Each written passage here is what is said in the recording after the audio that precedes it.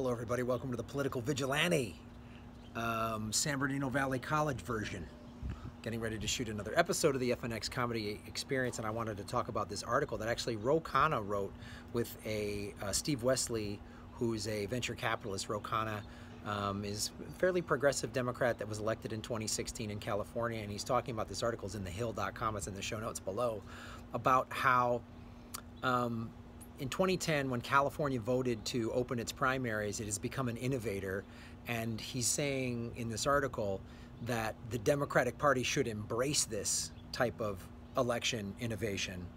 And California has now the 5th largest economy in the world. It's on par with the UK, and he makes great points, and he talks about everything that's changed. The state legislature has become more diverse. It's opened it up, and the races have become. Basically, he's got the data, and California has the data to show that this idea that open primaries doesn't work and it's unbalanced, and it's not true.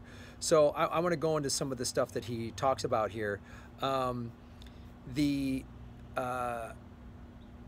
In 2010, Californians decided to rid ourselves of government unable to address the challenges of the 21st century. Governor Arnold Schwarzenegger and a diverse coalition of business, good government, progressive grassroots, and independent leaders and organizations proposed 2 reforms: an independent redistricting commission and top 2 open primaries. The voters approved both reforms, and our state has benefited enormously. So the redistricting, because California, like just about every other state, had all this gerrymandering. You know, we're going to draw these lines so you Republicans get this district and us Democrats get this district. And it didn't represent the people. It's like, well, why is the line drawn right across? It didn't make sense. So California, and so here's what they did basically. Californians have gone from having the least competitive elections in the country to some of the most competitive, according to the Lucy Burns Institute.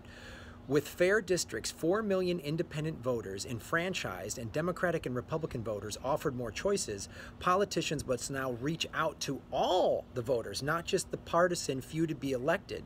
Once in office, legislators can put the priorities of their constituents above the narrow priorities of a political party, establishments, and special interests. See what that does? When people say, oh, it's no good when, you know, 2 Democrats end up in the general.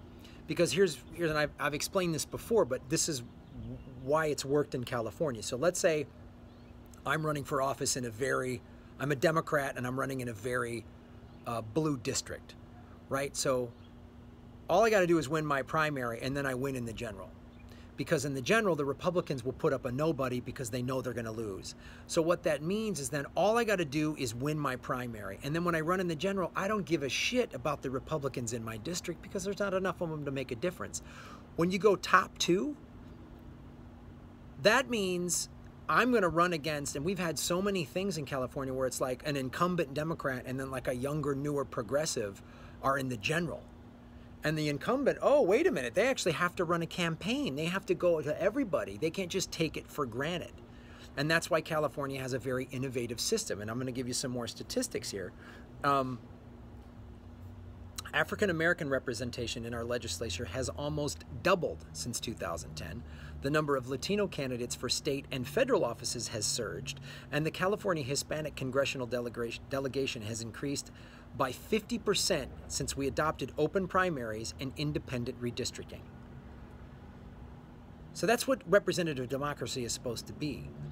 I have to campaign, and even if I win, you know, once I win, the people that didn't vote for me, I still need to try to deal with their needs. You know, that's what it should be, rather than I don't give a shit. And Ro Khanna is wanting innovation. He's wanting, now some people have asked, is he another like you know, Obama style, you know, a corporate Democrat in progressive clothing?